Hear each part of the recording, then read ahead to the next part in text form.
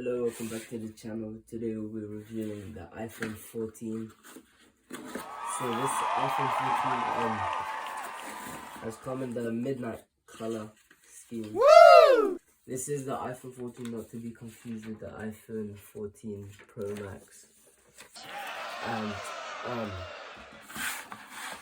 so it comes in this very thin, small, white box. Very minimalistic design.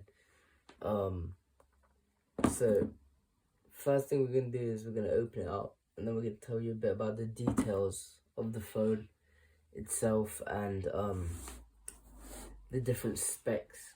So this was in 128 gigabytes. You got the phone.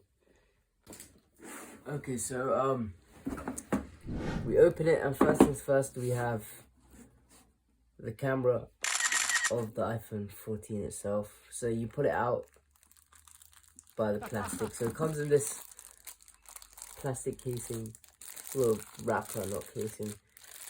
And when we open it, here we have the midnight black iPhone 14. The screen is very shiny. The back is ceramic. It's a ceramic casing which is meant to obviously assist with the durability of the phone. The phone is roughly about 172 grams. The height of the phone should be about roughly 6 inches. The width it should be 2 inches, and the depth should be about 0.3 inches. Okay, so the display itself should be 6.1 inches. It is like some of the previous iPhones. It should have the Super Retina XDR display. The screen is OLED display, and the pixel resolution is about 460 ppi.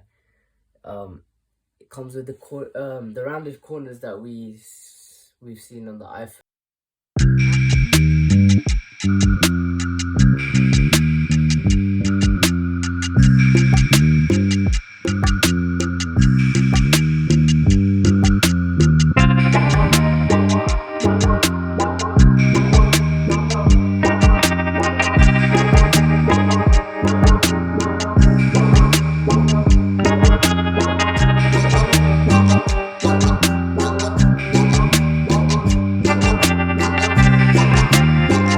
Display, the wide color, haptic touch, contrast ratio of 2 million to 1. Max brightness is 800 nits, 1200 nits. This is peak brightness. It's splash water and dust resistant, and the maximum depth of about 6 meters for up to about 30 minutes is standard thingy that it should be safe at. It uses the A15 Bionic chip, 6-core CPU, 2 performance and 4 efficiency cores. The camera it's a dual camera system. I'm not gonna go into that. It's a bit much, but it has a flash, the zoom in and out, whatnot, panorama, night mode, photographic styles, whatnot, lens correction. There's also 4K video recording at 24 frames per second, 25 frames per second, 30 or 60, 1080p HD video recording as well, cinematic modes, time-lapse, night mode, quick take, sensor shift, optical image stabilization for videos. Basically a lot of nice specs to the phone itself, but the phone isn't the only thing that comes in the packaging. We also have a charger. So this charger is the more recent charger, the one with this type of port, whatever it's called. It also comes with a little, the pin that you can open the SIM area, with a bit of an instruction manual for an iPhone, a sticker as well if you want a sticker.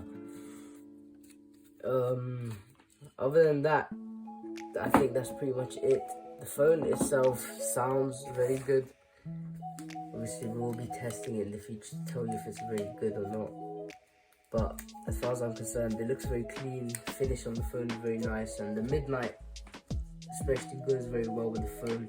Gives it a futuristic look, makes it look like something out of a movie. The fact they added the charger is pretty nice, but there's no headphones, so that's an L. There's no port for your charger, which might be an issue, which might need get an adapter beforehand, because you probably don't have one lying around that does this kind of thing, unless you have a Samsung. Other than that, the phone in of itself is very nice, very clean. It's turning on now. Looks like an iPhone, feels like an iPhone, it is an iPhone.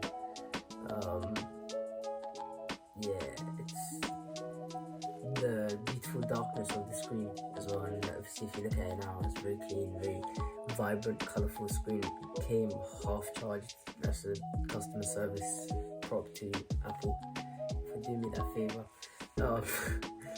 So we swipe up, obviously you get the basics, you have to set up the phone, you can tell it's completely new, haven't touched it before, keeping the review as authentic as possible. Select your country, region, whatnot, yeah, just very easily get that done. But basically,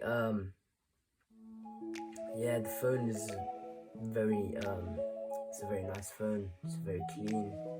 Not only that, is the back's very shiny.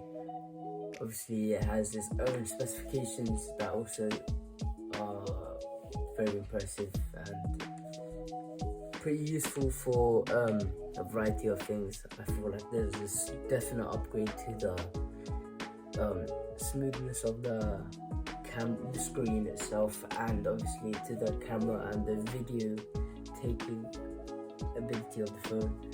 All in all, it's a very good phone for people who are willing to upgrade. Of course, if you are focused on the price range, then it might be a bit of an issue, but other than that, it is a very good phone, something you should definitely put your fingers, dabble your fingers in. Yeah, last but not least, other than a bit of an issue with the charger where you might have to get an adapter, I think it's a pretty good idea that you should get this phone if you have 1,000 something lying around somewhere. Yeah, that's it. Hope you like, share and subscribe and enjoy the review.